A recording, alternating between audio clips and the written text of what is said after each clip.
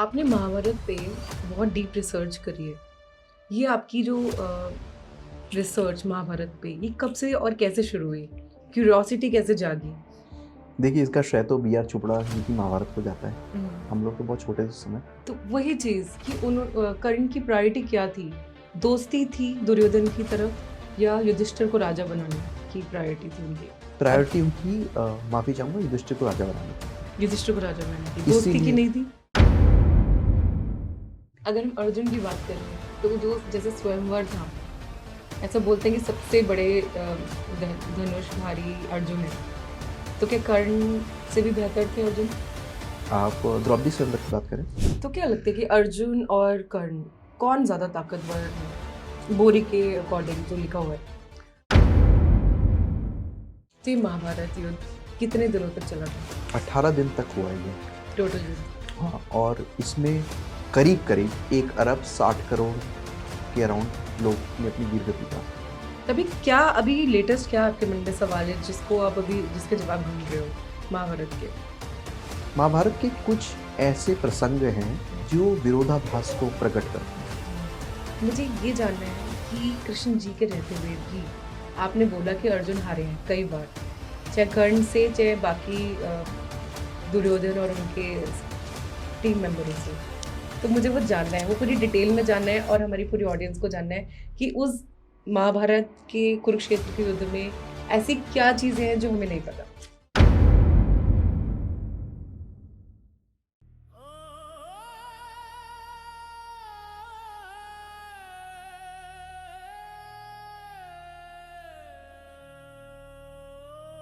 आपके सारे पॉडकास्ट में आपने हमेशा कर्ण को फेवर किया है, तो क्या अर्जुन जो रियल में सबको हीरो लगते हैं क्योंकि उनके साथ श्री कृष्ण है, तो आपको नहीं लगता कि बहुत ज़्यादा कॉन्ट्रोवर्शियल है? मतलब आज के पॉडकास्ट में मैं आपसे ये सारे सवाल पूछने वाली हूँ कि क्यों आप कर्ण को फेवर करते हैं, और आपने महाभारत की पूरी एनसाइक्लोपीडिया करी हुई है, तो मतलब आपको इतनी डेप्थ में महाभारत पता है, तो आज आप सारी नॉलेज हमारे साथ शेयर करेंगे और मैं बहुत एक्साइटेड हूँ आज के पॉडकास्ट के लिए। हेलो गाइस, हमारे साथ है Varun Gupta. He is a book author and researcher. Mahabharata को उन्होंने 10-12 बार पढ़ा हुआ है, बचपन से पढ़ रहे हैं, सनातन धर्म को फॉलो करते हैं and he is a nice human being and my friend too. So आज के पॉडकास्ट को अंत तक देखिएगा, आपको वो ऐसी डेप्थ वाली बातें पता चलेंगी महाभारत की और वो वाले एंगल पता चलेंगे जो शायद हम लोगों ने कभी देखे भी नहीं, विद रेफरेंसेस।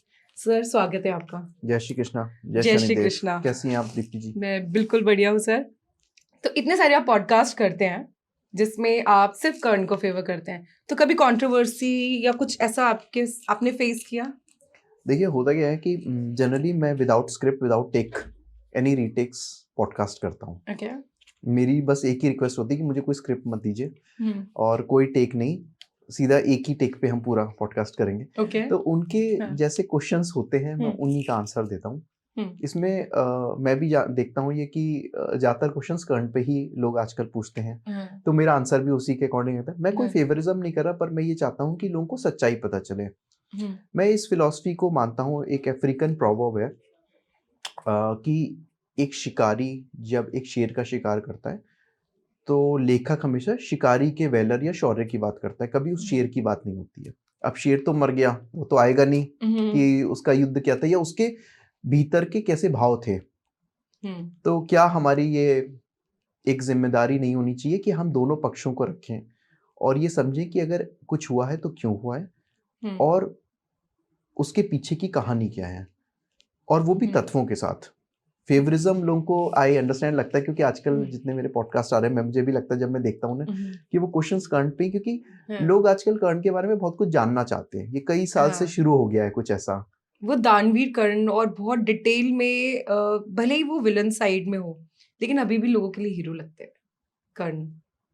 अब ये ना एक्चुअली मिक्स्ड ओपिनियंस हैं। ज़्यादातर अगर मैं कहूँ, जितने मैं पॉडकास्ट और लोगों के भी देखता हूँ और सबका सम्मान करता हूँ, ज़्यादातर ये अपोजिट साइड है कि कर्ण के बारे में लोग बहुत अधर्मी कहते हैं उनको। अधर्मी। और उनकी भावनाओं को मैं सम्मान करता हूँ। मैं ये भी नहीं कहता कभी कि मेरी बात सुन के आप उनको धर्म से जोड़िए या ना मानिए, कि आपकी अपनी सोच है और आपकी अपनी सोच का स्वागत है। मैं किसी की सोच बदलना नहीं चाहता, बट मैं सच को सामने रखूं, उसके बाद आपकी अंतरात्मा ये डिसाइड करे कि आप उसको अधर्मी मानते हो या धर्म का आचरण करने वाला मानते हैं? तो आप अपना साइड बताएं कि आप क्या फील करते हैं? मुझे ये लगता है कि कोई भी महाभारत के कैरेक्टर्स या पात्र हैं, सबके ग्रे एरियाज हैं। कोई भी बहुत ज़्यादा पॉजिटिव नहीं है, कोई बहुत ज़्यादा नेगेटिव नहीं है। परिस्थितियों वश, कालवश या कर्तव्य परायणता के चलते सबने कुछ ना कुछ हार्ड डिसीजंस लिए अपनी लाइफ में, और उनको हम पढ़ते हैं, देखते हैं। अब उस समय, उस काल में उनके साथ वो क्या हुआ, वो तो परमात्मा ही जाने या वो जाने, जो कि दोनों ही नहीं है। परमात्मा से भी हम नहीं जान सकते और वो लोग भी नहीं है। तो उनको पढ़ के हम अपना निर्णय ले लेते हैं। पर मेरी सबसे ये रिक्वेस्ट रहती है कि महाभारत एक महाकाव्य, एक महासागर है। जितनी बार डूबेंगे उतने ज्ञान रूपी अमृत मोती आपको मिलेंगे। तो डूबते रहिए, मोती लेते रहिए, और किसी एक पर्टिकुलर लाइन को लेके या किसी पर्टिकुलर पन्ने को लेके चेरी पिकिंग ना करिए कि मैंने एक लाइन पढ़ ली तो वो मेरे लिए हीरो हो गया, एक लाइन पढ़ ली तो वो मेरे लिए बुरा हो गया। उसके पीछे की कहानी भी जानी, जिसे हम क्रॉस रेफरेंसेस भी कहते ऐसा हैं। है महाभारत में, अगर आप कोई भी कैरेक्टर को उठाते हैं, किसी भी पर्सन को नाम लेते हैं, तो उनका नेगेटिव साइड भी है, पॉजिटिव साइड भी है, चाहे वो कोई भी हो, चाहे वो श्री कृष्ण क्यों ना हो। देखिए, श्री कृष्ण के नेगेटिव साइड्स नहीं है, माफी चाहूंगा। उनके कुछ ऐसे कर्तव्य हुए हैं, अगर हमने कभी उस बारे में हम बात करेंगे आज या जब भी जी। तो उनको कुछ चीजें करनी पड़ी क्योंकि वो अनिवार्य थी। अब वो क्या थी, कभी हम उस बारे में बात करेंगे। तो भगवान के तो नहीं है नेगेटिव कैरेक्टर्स, बट ये हो जाता है कभी कभी कि भगवान का एक उद्देश्य है अवतार लेने का। जैसे श्री राम जी का था, हाँ। ऐसे कृष्ण भगवान का भी है। उस अवतार हेतु उस पर्टिकुलर कार्य को करने वो आते हैं। अगर वो कार्य नहीं होगा तो उनका अवतार लेना व्यर्थ हो जाएगा। ये हमने रामचरितमानस में भी सुना है और महाभारत में भी लिखा है। तो उनके कुछ ऐसे डिसीजंस हैं जो बहुत टफ हैं।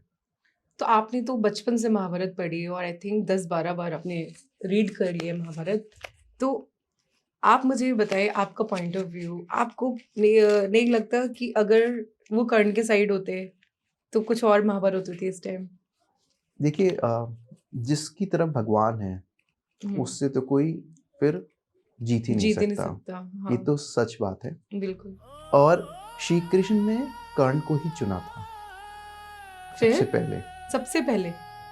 अर्जुन ने श्री कृष्ण का चयन किया है, पर भगवान ने तो कर्ण का चयन किया था। और ये हमें उद्योग पर्व से ये मिलता है। ये लिखा हुआ है ये, हाँ, महाभारत उद्योग पर्व में इसका है कि भगवान ने तो कर्ण का ही चयन किया। सबसे पहले कर्ण को चुना था, फिर क्या हुआ? फिर कर्ण ने लेकिन दुर्योधन का साथ दिया, और कर्ण ने वहाँ पे उनसे श्री कृष्ण से बात करी है वहाँ पे। उस बारे में कभी हम बात करेंगे। कभी उस एक प्रसंग है उसका बहुत अच्छा, जो काफ़ी इमोशनल है, क्योंकि उद्योग पर्व मेरा फेवरेट है। जो लोग कर्ण को अधर्मी कहते हैं, मैं ये नहीं कहता वो आप उसे अधर्मी मत कहिए, मैं ये भी नहीं कहूँगा कि आप कर्ण का साथ दिए, पर उद्योग पर्व को पढ़िए और समझिए। केवल पढ़ने से कुछ नहीं होता, समझना बहुत जरूरी है। कर्ण खुद चाहते थे कि युधिष्ठिर राजा बने। ये मैं आज आपको आपके पॉडकास्ट से बताना चाहूंगा, जो लोग नहीं समझते। खुद चाहते थे युधिष्ठिर बने? हाँ, और इसीलिए उन्होंने श्री कृष्ण के प्रस्ताव को नामंजूर कर दिया था, क्योंकि वो मित्रवश या मित्र के इतने कृतज्ञ थे या ऋणी थे कि अगर वो राज उन्हें मिलता जो कि श्री कृष्ण ने कहा था, तो वो राज दुर्योधन को दे देते।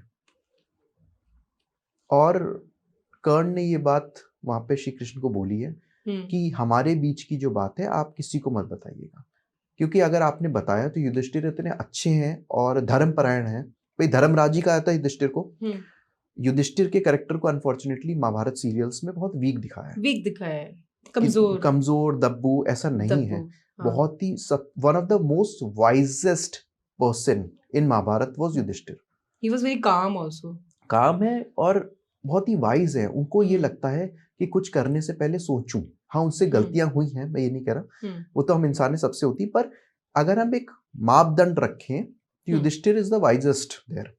और युधिष्ठिर कर्ण को राजा बना देते जब उन्हें पता चलता कि कर्ण उनके अग्रज है, तो और वो कर्ण नहीं चाहते थे। तो ये सब कर्ण ने इसलिए करा दुर्योधन का साथ दिया क्योंकि वो चाहते थे युधिष्ठिर राजा बने। हाँ, और वो ये भी कहते हैं श्री कृष्ण से कि आप युधिष्ठिर को बताएंगे, युधिष्ठिर मुझे राजा बना देंगे हाँ, और मुझे मित्रतावश वो राज्य दुर्योधन को देना होगा। पड़ेगा और वो नहीं सही रहेगा। तो मैं चाहता हूँ कि युधिष्ठिर राजा बने। दूसरी बात वो ये भी कहते हैं कि मेरा अर्जुन से बैर है, अगर इस समय मैं पांडवों के शिविर में चला गया तो दुनिया मुझे यही बोलेगी कि मैं अर्जुन से डर के पीठ दिखा के लास्ट मोमेंट पे पांडवों के शिविर में आ गया। अच्छा। दूसरी बात ये है कि दुर्योधन ने मेरे भरोसे मतलब कर्ण के भरोसे ही ये समर यज्ञ या इस युद्ध का आयोजन किया है। इस मोमेंट पे जब मेरे दोस्त ने सबसे ज्यादा दोस्त की जरूरत है तो मैं पीठ नहीं दिखाऊंगा। तो वही चीज कि कर्ण की प्रायोरिटी क्या थी? दोस्ती थी दुर्योधन की तरफ या युधिष्ठिर को राजा बनाने की प्रायोरिटी थी उनकी? प्रायोरिटी उनकी माफी चाहूंगा, युधिष्ठिर को राजा बनाने की थी। युधिष्ठिर को राजा बनाने की, दोस्ती की नहीं थी? दोस्ती की थी, तभी तो उन्होंने दोस्त का साथ दिया। दोस्त का साथ इसलिए दिया ना ताकि दोस्त राजा ना बन जाए। नहीं, ऐसा नहीं है। दोस्त का साथ उन्होंने इसलिए दिया क्योंकि अर्जुन के खिलाफ दुर्योधन के पास कोई भी वीर योद्धा नहीं था। और दुर्योधन और कर्ण की मित्रता इतनी गहरी थी कि मित्र को लास्ट मोमेंट पे छोड़ना बहुत गलत बात थी। अगर आज वो छोड़ देते, मान लीजिए 2 मिनट को, और पांडव के शिविर में हो जाते, तो वो आज कर्ण नहीं होते। तो आज हम उल्टा बात कर रहे थे कि ये कैसा दोस्त था, मित्र को छोड़ के भाग गया। आज भी कर्ण का नाम एक एज अ फ्रेंडशिप के बहुत स्ट्रॉन्ग पॉइंट ऑफ व्यू से लिया जाता है कि अगर कोई फ्रेंडशिप निभानी है, चाहे आपका फ्रेंड कितना भी गलत करे, आप उसका साथ दो। तो ऐसा लगता है कि कर्ण को भले ही वो नेगेटिव लोग का साथ दिया उसने, दुर्योधन का और गलत अधर्म का, फिर भी अभी आज के टाइम में उनको पॉजिटिव एंगल से देखा जा रहा है।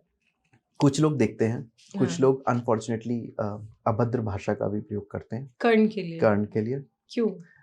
और हर तरह की देखिए यहाँ पे हर तरह के लोग हैं।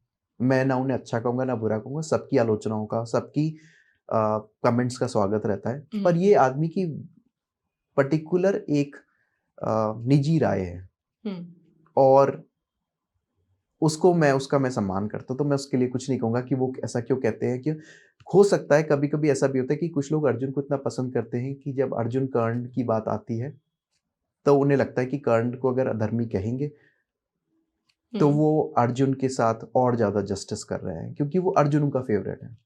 या फिर ऐसा भी होता है कभी कभी कि हमने महाभारत देखी है, हमने उसके तत्व को समझा नहीं। यहाँ पे मैं किसी की बुराई नहीं कर रहा, मैं एक प्रोबेबिलिटी ले रहा हूँ। या हो सकता है मैंने महाभारत तो पढ़ी पर मैंने सिर्फ सतह को छुआ, अंदर मोती पाने के लिए मैं उस समुद्र में नहीं उतरा हूँ। तो बाहर से मुझे जो दिखता है वो यही है। यही बात श्री राम जी ने, माफी चाहूंगा, श्री राम जी से विश्वामित्र ने कही थी अहिल्या उद्धार के समय कि किसी पे गलती लगाना, दोषारोपण करना तो बहुत आसान है, पर किसी गिरे हुए को या दोषी को उठाना और उसको समाज में जगह देना, ये मर्यादा पुरुषोत्तम श्री राम ही कर सकते हैं। इसीलिए अहिल्या जी का उद्धार श्री राम जी ने किया है। तो गलती पे आक्षेप करना और बातें करना तो बहुत आसान है, पर उस बात को समझना कि उन्होंने ऐसा क्यों किया, क्यों वो बाध्य थे, उसको समझने के लिए महाभारत का गहन अध्ययन बहुत जरूरी है, वो भी ओपन माइंड से। तो आप शायद समझ पाएंगे। एक और आपको बात बताता हूँ क्योंकि उद्योग पर मेरा फेवरेट है, मैं थोड़ा इमोशनल हो जाता हूँ। कर्ण एक बहुत बड़े ज्योतिषी थे और कर्ण को ये पता था कि हम सबकी मतलब कौरवों की डेथ होने वाली है। अच्छा। और उन्होंने श्री कृष्ण को उद्योग पर्व में ही बोल दिया था।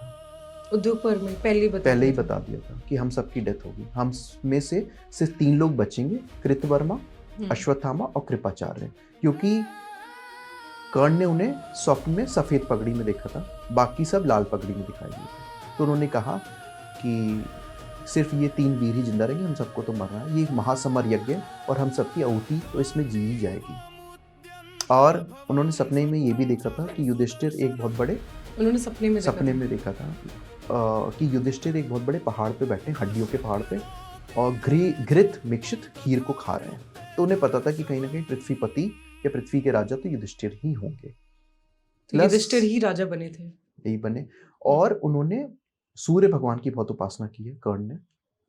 सूर्य पुत्र कर्ण। हाँ, तो पुत्र तो थे लेकिन उपासना करते थे। तो ये सुबह जब सूर्य उगते थे तो बैठते थे और सूर्य जब अपनी गति से इनके पृष्ठभाग मतलब पीछे को जब ताप देते थे, यानी सूर्य ऊपर से पीछे, तब तक ही उपासना करते रहते थे। और सूर्य भगवान को एस्ट्रोलॉजी में, ज्योतिष में ग्रहों का राजा माना गया है। तो इन्होंने अपने बाहुबल से या भक्ति से सूर्य भगवान की आराधना करके ज्योतिष की भी नॉलेज ले ली थी। ये हमें उद्योग पर्व में मिलता है, जब ये श्री कृष्ण से कहते हैं कि शनि देव जो हैं वो वृषभ राशि में आ गए और मंगल महाराज जो हैं वो वृश्चिक राशि में है और एक दूसरे को परस्पर देख रहे हैं। और राहु महाराज सूर्य भगवान के करीब आ गए ज्योतिष की गणना के अनुसार उस समय की। तो हम सबका तो विनाश तय ही है। और वहां पे श्री कृष्ण से कहते हैं कि बस मेरी एक छोटी सी प्रार्थना है कि हम लोग जितने भी कुरुक्षेत्र की समर भूमि में हमारी डेथ हो, हम सर स्वर्ग जाए। हाँ। और वो लोग नर्क गए थे पांडव, वो अलग कहानी है, कभी हम उसके बारे में बात करेंगे। कोई नर्क नहीं गया, वो दिखाते हैं। वो सिर्फ युधिष्ठिर की परीक्षा थी, नर्क तो कोई भी नहीं, कोई नहीं गया। वो सिर्फ एक युधिष्ठिर की परीक्षा थी, क्योंकि युधिष्ठिर ने आधा झूठ बोला था, तो वो एक उनकी परीक्षा के लिए था। वैसे मैंने कहा कि युधिष्ठिर के कैरेक्टर बहुत वीक दिखाते हैं, मैं उनका सम्मान करता हूँ, बहुत वीक दिखाते हैं। तो जैसे दानवीर कर्ण, क्योंकि सबको पता है वो बहुत दानवीर है, तो क्या श्री कृष्ण ने छल से उनके कवच कुंडल को अगर वो नहीं लेते तो अभी कुछ और होता, महाभारत की कहानी अलग होती?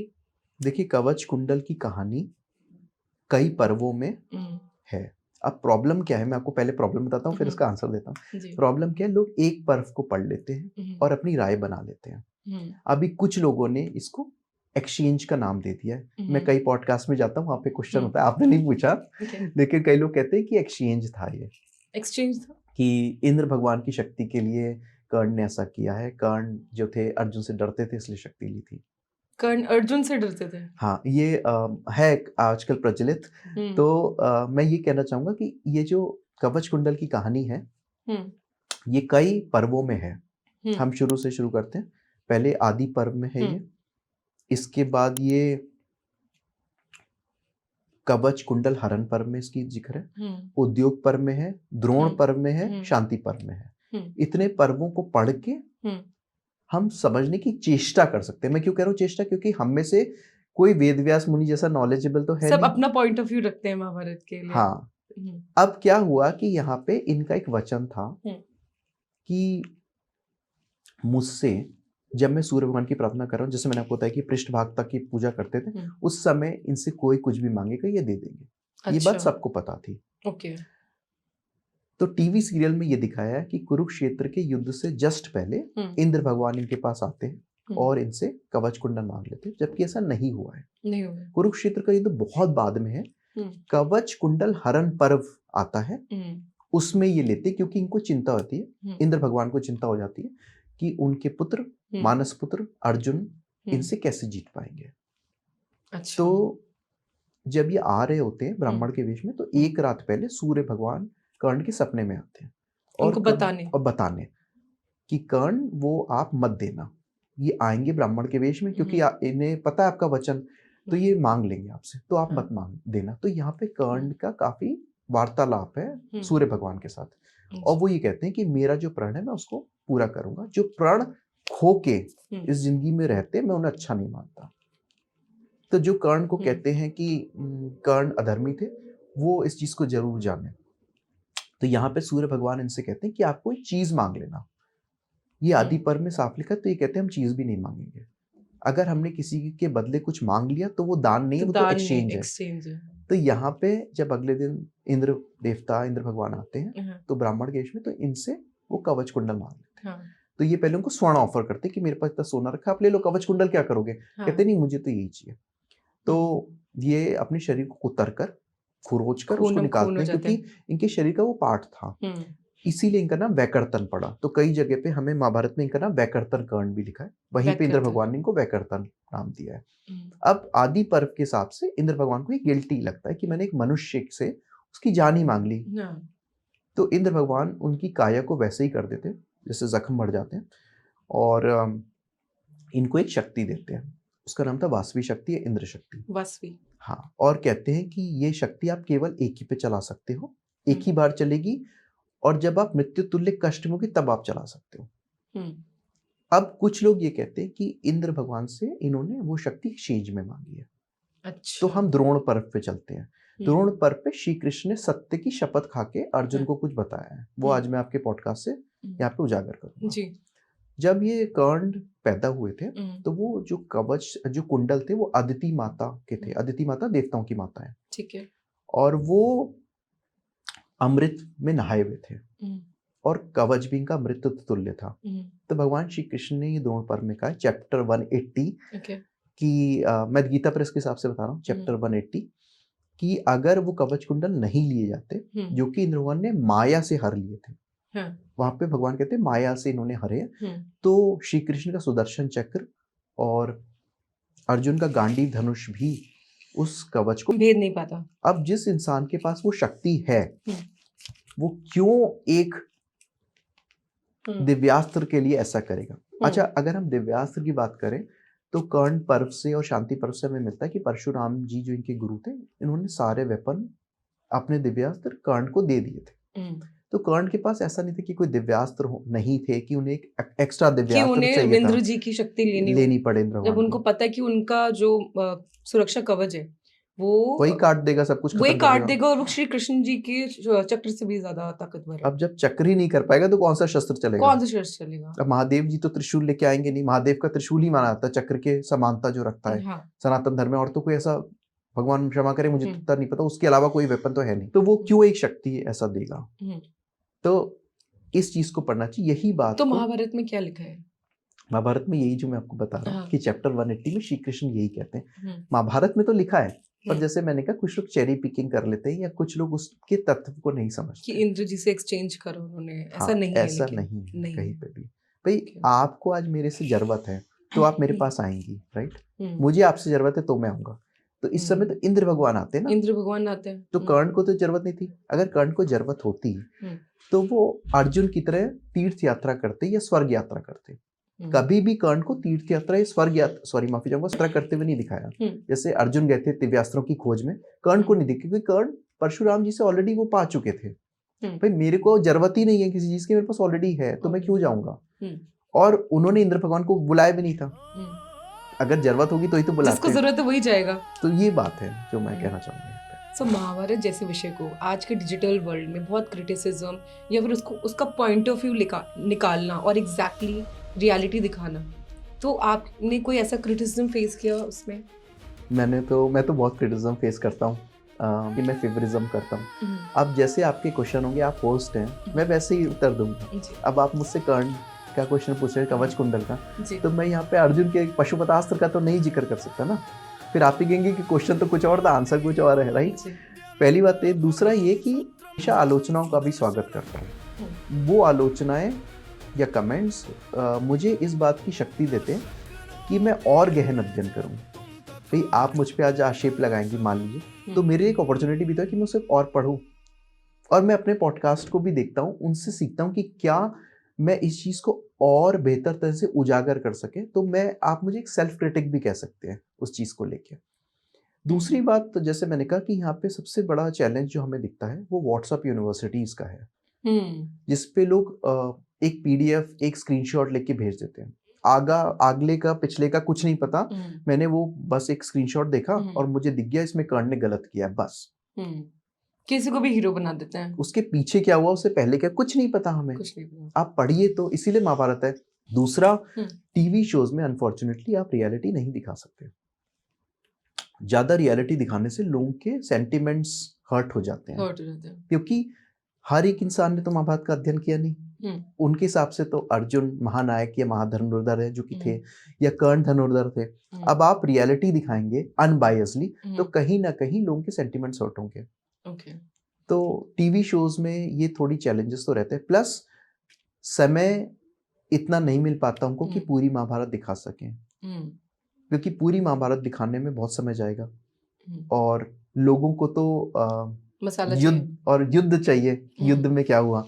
तो वो जो महाभारत की गहन विषय में उन लोगों को उतना रुचि नहीं है, कुछ लोगों को, तो इसलिए टीवी शोज वाले भी सेफ प्ले करके वही चीज दिखाते हैं। तो सबसे ज्यादा क्या क्रिटिसिज्म आपने फेस किया, क्या क्वेश्चन आप लोगों ने आप पे किए, एलिगेशंस लगाए? एक तो कर्ण ने जो ये कवच कुंडल दी, ये बाटर सिस्टम है, अच्छा। ये लोगों ने मुझसे कहा कि आप पढ़िए महाभारत को दोबारा से। दूसरा उन्होंने कहा कि आप अर्जुन, जैसे आपने कहा अर्जुन के बारे में क्यों नहीं बात करते। ठीक है। उसके अलावा मैं कमेंट्स तो सारे ही पढ़ता हूँ। देखिए मेरी एक आदत है, यूट्यूब या इंस्टाग्राम पे मैं हमेशा पढ़ता हूँ। उसके अलावा लोगों ने कहा कि सर आप अर्जुन पे भी पॉडकास्ट करिए, आप कभी करते हैं। तो मैंने कहा भाई मैं तो गेस्ट हूँ, जब मेरे होस्ट मुझे कोई क्वेश्चन पूछेंगे अर्जुन को लेके तो मैं उनकी बात भी करूंगा, डेफिनेटली करूंगा, लेकिन मैं तत्व के साथ करूंगा। अब किसी को अगर बुरा लगता है या अच्छा लगता है तो मैं उसके लिए माफी चाहूंगा। मैं झूठ नहीं बोल सकता हूँ, मैं तत्वों को उजागर ही करूंगा अनबायसली। अगर हम अर्जुन की बात करें तो जो जैसे स्वयंवर था, ऐसा बोलते हैं कि सबसे बड़े धनुषधारी अर्जुन है, तो क्या कर्ण से भी बेहतर थे अर्जुन? आप द्रौपदी स्वयंवर की बात करें, देखिए द्रौपदी स्वयंवर में सब लोगों को ये लगता था या पता था कि पांडव लाक्षागृह में जल के भस्म हो गए, तो पांडव ब्राह्मण के वेश में आए थे। जो द्रुपद थे द्रौपदी के पिता, उनको अर्जुन पसंद आ गए थे। okay. तो वो चाहते थे कि उनकी पुत्री कृष्णा, मैं कृष्णा कहता हूँ मतलब द्रौपदी, उनका नाम एक कृष्णा भी है, द्रौपदी की शादी अर्जुन से हो। अब उन्हें तो ये पता चला कि अर्जुन समेत सारे पांडव भस्म हो गए, तो उन्होंने तब भी एक विशाल स्वयंवर का आयोजन किया। उसमें एक बहुत बड़ा धनुष रखा गया और वो ये चाहते थे कि अर्जुन ही उस धनुष को उठाए, जिसमें तरह तरह के राजा आए, जैसे राजा शल्य आए, दुर्योधन आए, कर्ण आए, सब आए थे। कर्ण को मौका नहीं मिल पाया था, लेकिन अभी करते उसके और कई कंट्रोवर्सीज हैं। हर एक वर्जन के अपने, हर एक एडिशंस के अपने वर्जन्स हैं। आज हम उस पर थोड़ा सा उजागर करेंगे। तो पहले हम गीता प्रेस की बात करते हैं। तो गीता प्रेस के हिसाब से वो धनुष कोई नहीं उठा पाया था, पर कर्ण ने उठा के उस पर प्रतिष्ठा चढ़ा दी थी। कर्ण ने उठा लिया था? उठा लिया था। उनको उठाने का मौका मिला था? हाँ, गीता प्रेस के ऐसा बोलते हैं कई जगह पे किसी वर्जन में कि उनको सूर्यपुत्र की वजह से उनको मौका ही नहीं मिला था। वो बोरी में लिखा है, अभी उस पे आते वरना श्रोतागण कंफ्यूज आएंगे। एक एक करके उस एडिशंस को लेते हैं।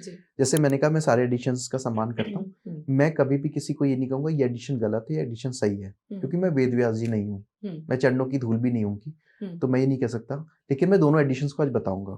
तो गीता प्रेस के हिसाब से कोई भी वहां पे राजकुमार वो धनुष नहीं उठा पाया था, कर्ण ने उठा लिया था और कर्ण ने उस पर प्रतिष्ठा चढ़ा के उस पर तीर संधान करने वाले थे। पर वहां पे द्रौपदी उनको सूतपुत्र कह के रोक देती है।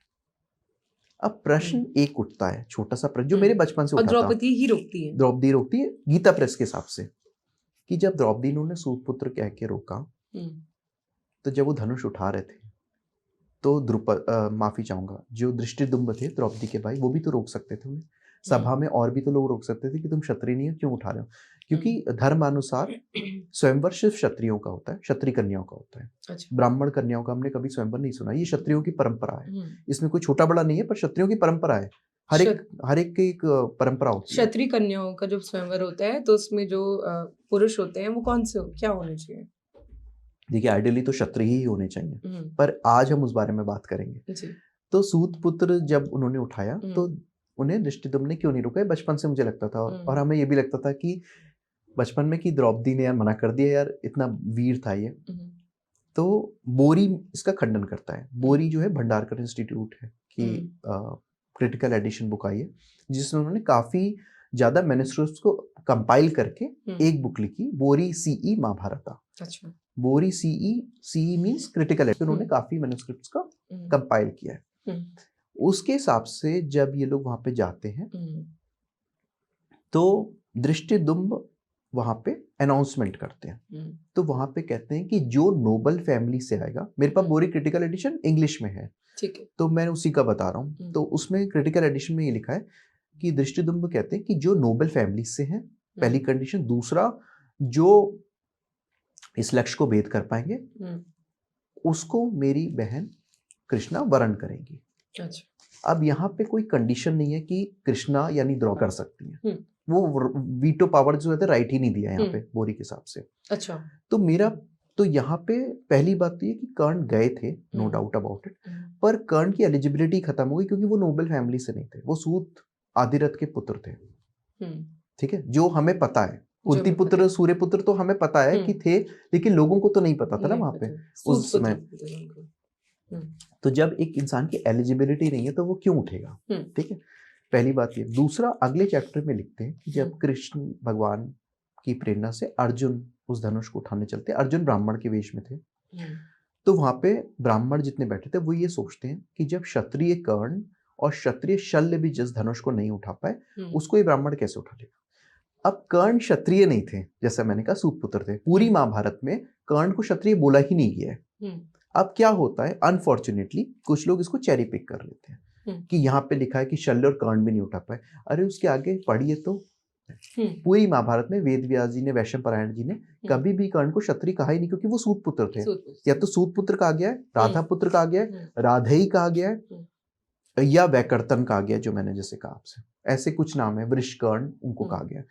तो वहां पे वो गए थे। जैसे आप ये सोचिए कि आप मुझसे कहें कि वरुण जी आप मेरे साथ चलिए, मैं अकेले बोर हो जाऊंगी, पर मेरी एलिजिबिलिटी नहीं है, तो मैं अब आपके बगल में बैठ के साइलेंट स्पेक्टेटर हूँ। तो बोरी के हिसाब से कर्ण ने कभी प्रयास ही नहीं किया, क्योंकि उसको एलिजिबिलिटी नहीं थी। अब यहाँ पे ब्राह्मण के वेश में अर्जुन वो धनुष उठा लेते और वो लक्ष्य भेद कर देते।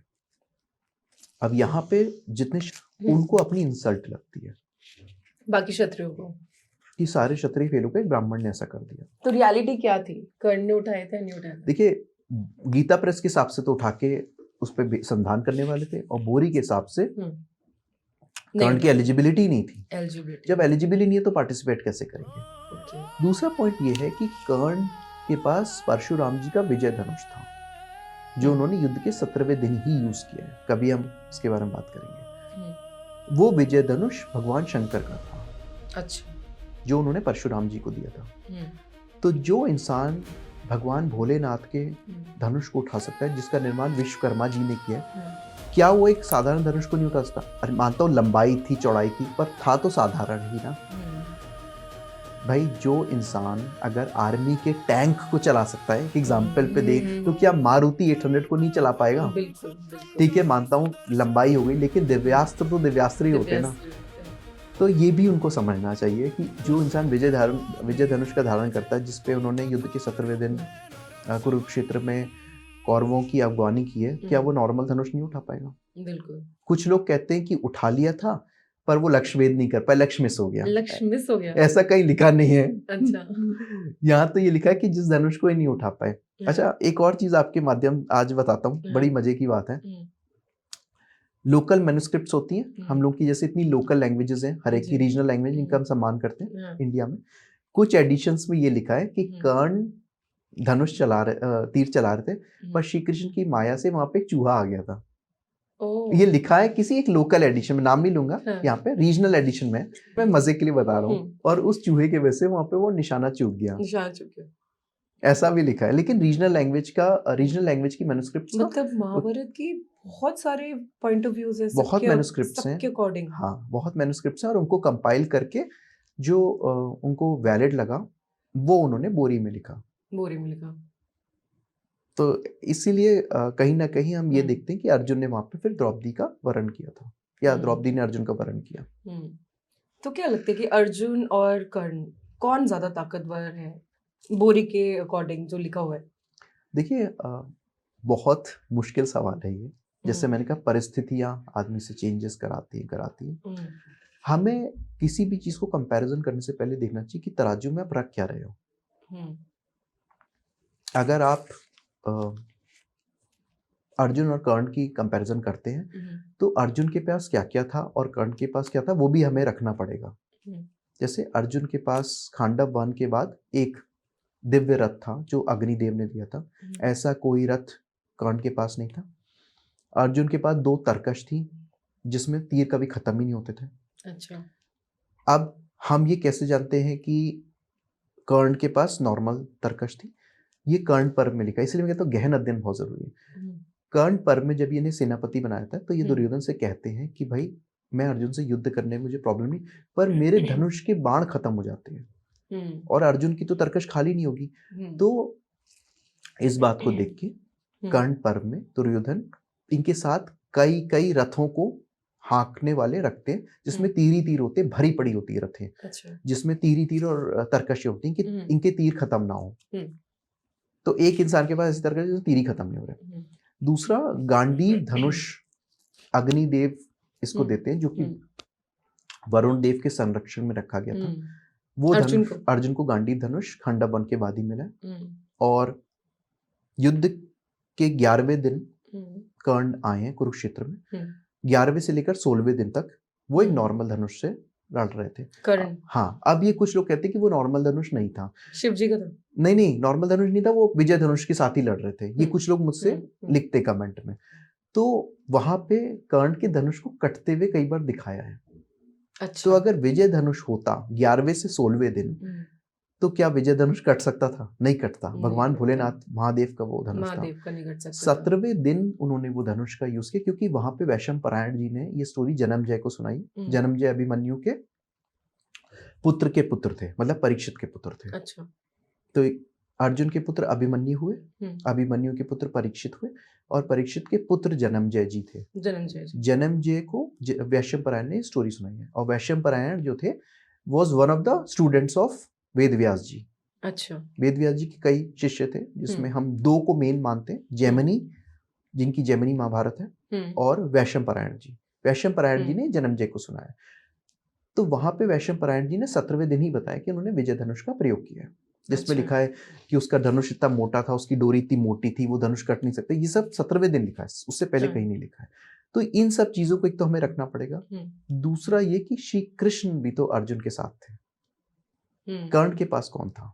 श्री कृष्ण जैसा सारथी मिलना, भगवान ही अगर आपकी रथ को चला रहे हैं, तो फिर आपको कौन हरा सकता है? तो कोई हरा ही नहीं सकता। लेकिन इसके बावजूद भी अर्जुन कई बार वहां पे हारे हैं, कई बार मूर्छित हुए। कर्ण से नहीं, मैं इन जनरल कह रहा हूँ, कुरुक्षेत्र में कर्ण से कह लीजिए, या इन जनरल भी कई बार हारे हैं।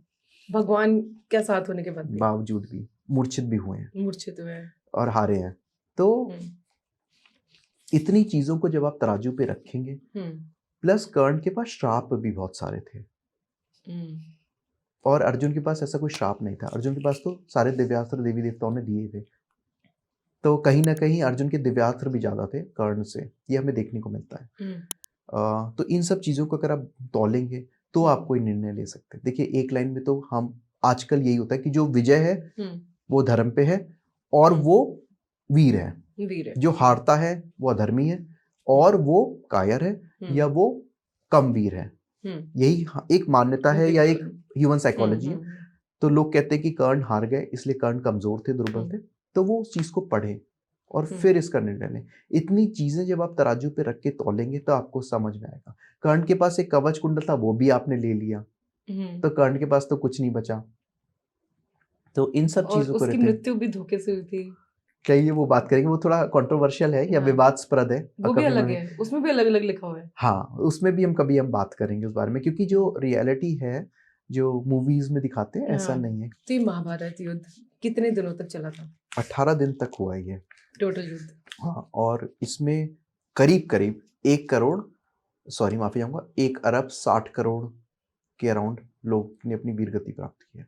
1 अरब 60 करोड़ के अराउंड इतने लोग भी, और 21,000 अप्रोक्सीमेटली सैनिक लापता हो गए थे। ये हमें स्त्री पर्व में युधिष्ठिर से पता चलता है। स्त्री पर्व पढ़ सकते हैं लोग। अब तक का सबसे बड़ा युद्ध अब तक का। आपने महाभारत पे बहुत डीप रिसर्च करी है। ये आपकी जो रिसर्च महाभारत पे, ये कब से और कैसे शुरू हुई? क्यूरियोसिटी कैसे जागी? देखिए, इसका श्रेय तो बी आर चोपड़ा जी की महाभारत को जाता है। हम लोग तो बहुत छोटे थे उस समय, और वही हमारे DD1 या नेशनल पे आती थी, एक ही चैनल होता उस समय, और बहुत अच्छी बनाई है उन्होंने, नो डाउट अबाउट इट। पर जैसा मैंने कहा कि वहाँ पे दूरदर्शन पे बहुत लिमिटेड स्लॉट्स होते थे, तो के बहुत लिमिटेड स्लॉट्स में थे। यही रामायण में हुआ, महाभारत में। तो उन्होंने रिसर्च से जितना वो दिखा पाया स्लॉट में बहुत अच्छा दिखाया। पर मैं उस समय बहुत छोटा था, और एक जिज्ञासा हुई, जैसे मैंने कहा कि ये हुआ तो क्यों हुआ, इसके आगे कहानी क्या है, और इसके पीछे की कहानी क्या है, उसको ध्यान में रखते हुए मैंने अपने माता पिता से, अपने पेरेंट्स से कहा मुझे महाभारत पढ़नी है। अब मैं 1984 बॉर्न हूँ, तो उस जमाने में थोड़ा सा ये था कि घर में महाभारत नहीं रखनी चाहिए। हाँ, युद्ध होता है ऐसा कुछ बोलते हैं, कहते थे उस जमाने में। तो अब तो नहीं है, मैं 84 बॉर्न हूँ, तो मेरी एज कम अभी भी ऐसा है। अब लोगों का मानने की है। देखिए, मैं नहीं कहता मानते नहीं मानते, पर उस जमाने में तो था। तो मैं लखनऊ का हूँ, तो लखनऊ की लाइब्रेरीज में जाके मैंने इसका अध्ययन शुरू किया। महाभारत का उस समय बहुत ही पुरानी वर्जन जिल्द लगी महाभारतें आप होती कितने हैं। साल के थे जब आपने शुरू करा पढ़ना? 7 से 8 साल के होंगे। 7 से 8 साल महाभारत शुरू कर महाभारत दी। शुरू की और वाह। पढ़ने लगा, लेकिन उसमें भी कई आंसर्स नहीं मिले कई चीज़ों के। Okay. तो thanks to KMG KM Ganguly ji की एक वर्जन है, केएम गांगुली जी की महाभारत है, उसमें भी काफ़ी चीज़ें मिली। और फिर बोरी भंडारकर इंस्टीट्यूट का पढ़ा तो भंडारकर इंस्टीट्यूट से भी काफ़ी चीज़ें क्लियर हुई। और अभी भी बहुत क्यूरियोसिटी है, जैसे मैंने कहा कि मुझे पढ़ने में बहुत मज़ा आता है। जैसे लोकल वर्जन में मैंने बताया, एक वर्जन में ऐसा लिखा है कि श्री कृष्ण जो है एक चूहा ऊपर भेज देते हैं जिससे उसका निशाना न लगे। तो ऐसे रोचक कथाओं को पढ़ने में मज़ा आता है। इसमें मैं ये नहीं देखता कि सच है झूठ है, पर कहानी सुनने में पढ़ने में मुझे मज़ा आता है, पढ़ने में अच्छा लगता है। जो महाभारत से रिलेटेड है वो मुझे प्रिय है, बहुत प्रिय है। तो मैंने इसको ऐसे किया और मैं अपने इस चीज़ को कंटिन्यू रखता हूँ। कुछ ना कुछ हमेशा पढ़ता रहता हूँ, नई चीज़ों को कौतूहल की दृष्टि से ही देखता हूँ। तभी क्या अभी लेटेस्ट क्या आपके मन में सवाल है जिसको आप अभी जिसके जवाब ढूंढ रहे हो महाभारत के? महाभारत के कुछ ऐसे प्रसंग हैं जो विरोधाभास को प्रकट करते हैं। कहीं कहीं पे हमें कुछ कैरेक्टर्स या पात्रों की बहुत ज्यादा वीरता दिखाई देती है और वही पात्र कुरुक्षेत्र के कुछ दिनों में